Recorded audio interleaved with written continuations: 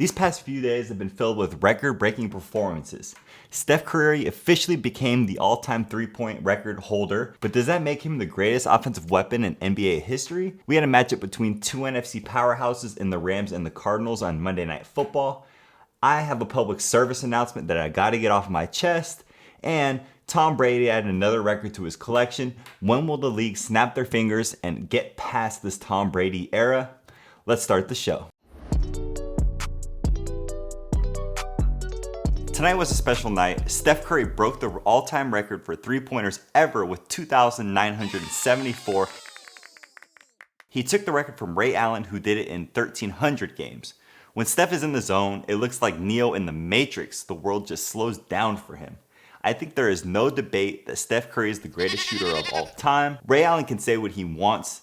To me, it is not debatable. But I do think we need to start discussing whether Steph Curry is not only the greatest three-point shooter of all time, whether Steph Curry is the greatest offensive weapon of all time. At first glance, that sounds crazy, but is it really? We are a society that can't unanimously agree on anything. Take French fries, for instance. There isn't even one everyone can agree is the best, even though it's pretty clear that McDonald's has the best French fries in the business.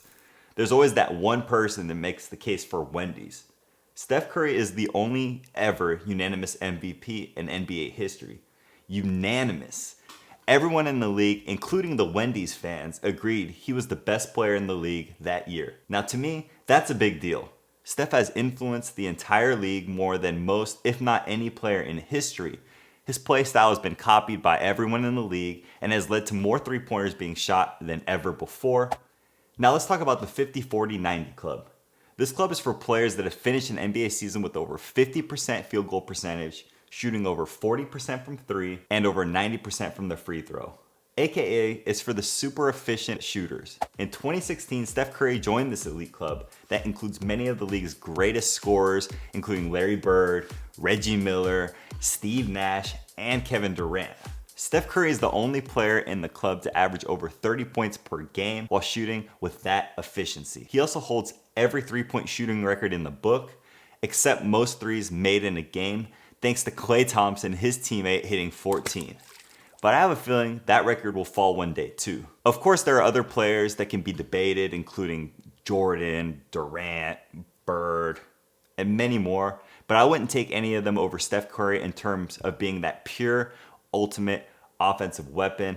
He's just a guy that changed the league. He's much shorter than most players. He's, barely above 6 foot, but his game is shooting the ball, which everybody can do with practice and repetition. Not everybody can be a Shaq, a LeBron James, or anybody else that's much bigger. His game is possible. It makes you feel like you can do it yourself. Monday Night Football brought together two of the best teams in the NFC for a divisional battle. Earlier this season, the Cardinals smacked the Rams 37-20.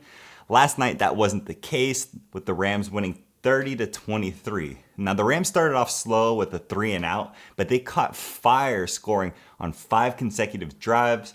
This was a statement game. The Rams only had one win against the team with a winning record, beating the Bucs earlier this season. Now they can add the Cardinals to that list. I love the Bucs, but for my money, the Rams are the best team in the NFL, and I think they should have be the favorites to win the Super Bowl. They are the most complete team, top to bottom. They have Aaron Donald, they have Jalen Ramsey covering people up, Cooper Kupp on offense, and when Stafford is good, they are a tough team to beat. Now the Cardinals, they had their moments, but overall, the story of the game was missed opportunities. DeAndre Hopkins had a huge drop in this game on 4th down. It was his first drop of the season. Talk about bad timing. Seriously, James Conner had a great game, but he came up short on a killer 4th down play. To top it all off, Kyler Murray threw 2 interceptions. The Cardinals were just kind of lost this game. They weren't playing the way they've been playing all year, and it showed. They also seem to be cursed at home, with all 3 of their losses coming at State Farm Stadium in Arizona. Even after all of that, they are still a top contender in the NFL. They're one of the toughest teams in the league. Overall, great game. Great win for the Rams. Sean McVay, he's happy. Stafford looks like he's paying off, but you need to see more of these good games from Stafford. We've seen a lot of bad games from Stafford, and this was in the good column. So keep this up, and these These two teams are so even, it just depends on the day of the week. I still have the Rams. Let me know in the comments who you think is the better team. All right, so I want to interrupt this program to have a public service announcement. So I'm talking to every NBA team, every NFL team, it doesn't matter. I want to talk to all of you because I think one thing that's crazy that's been happening is this taunting before the game, before you even played.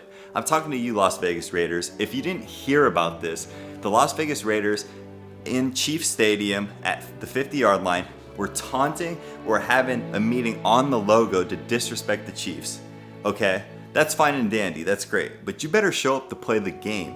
And that did not happen. By halftime, it was 35-0. Bruh. They lost 40-9. The game was never close. It wasn't even close to close. So if you're gonna smack talk a team before the game even starts, make sure you can win it. My name is Boris Hope, and I approve this message. Tom Brady is Thanos, and this past weekend against the Bills, he added a few more Infinity Stones to his collection. Does that make Eli Manning Iron Man? I guess instead of snapping his fingers like Tony Stark, Eli had another thing in mind. On Sunday, Brady completed his 7,143rd completion, making him the all-time completion leader in NFL history.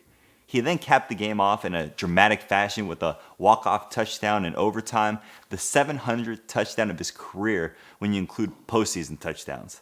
That's just unheard of any player on any level. It's just insane, especially at 44 years old. In a league where most of the players Tom spent his career playing against are TV personalities or sitting on the couch like I am right now, Tom Brady continues to thrive. The Buccaneers are 10-3, and they still haven't even played their best football yet. He's 44 years old, and he's playing as well, if not better, than he ever has in his entire career.